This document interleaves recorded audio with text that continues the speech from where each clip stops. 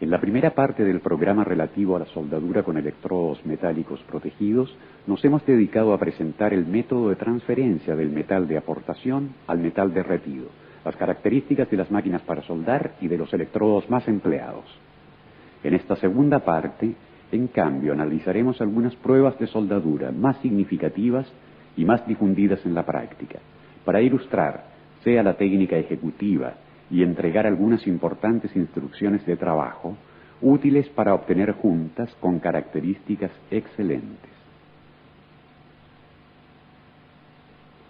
Hemos ya ilustrado ampliamente los tipos de electrodos que existen en comercio, su designación y los criterios de elección y de empleo. Antes de dar inicio a las pruebas, es oportuno referirse también a la preparación de las juntas. Como se puede notar en el cuadro, los bordes deben ser preparados con formas diversas en función del espesor de las planchas. Para piezas que posean un espesor entre 1 y 4 milímetros, se usan bordes rectos muy aproximados.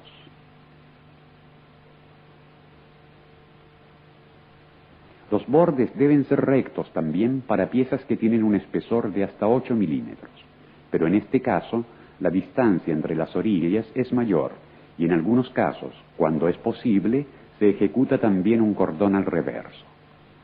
En los bordes con espesores de 5 a 20 milímetros se efectúa casi siempre un chaflán con abertura de 60 grados, con o sin resalto. El cordón se efectúa con 2 o más pasadas de relleno.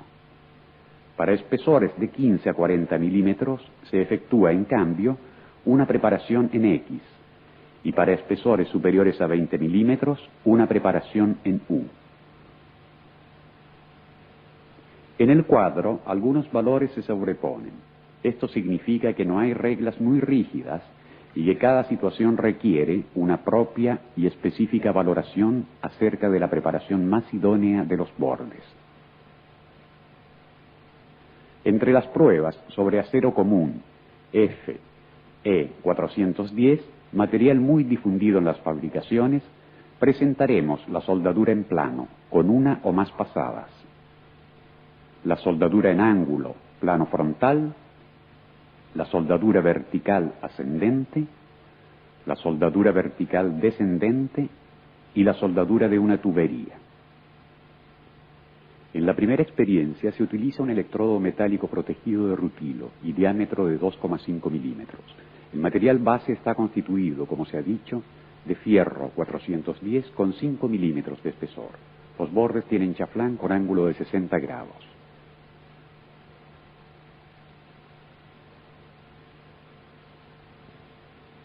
Para encender el arco, el operador toca la pieza con la punta del electrodo, creando un breve cortocircuito e inmediatamente se aleja para hacer saltar el arco.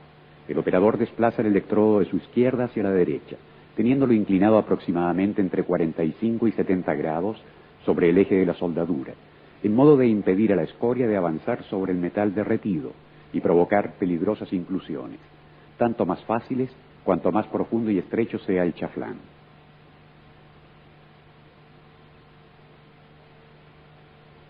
Para evitar inclusiones de escoria, basta inclinar un poco más el electrodo y alargar el arco por algunos instantes. La corriente de soldadura utilizada es de 80 amperios. Antes de cambiar electrodo y reiniciar el trabajo sobre una superficie metálica bien pulida, el operador remueve la escoria misma del depósito precedente. Para reencender el arco, el soldador toca con la punta del electrodo la pieza, con un movimiento tangencial y luego se aleja.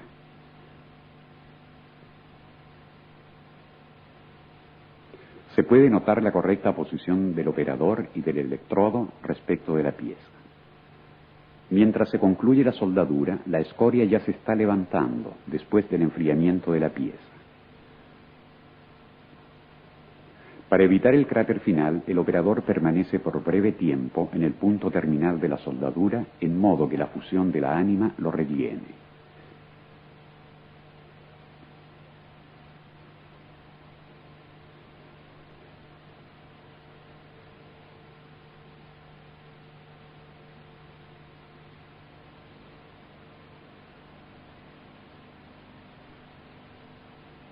Espesores superiores a 5 milímetros requieren más pasadas para completar el chaflán, con la técnica de pasadas anchas o estrechas, a elección del operador.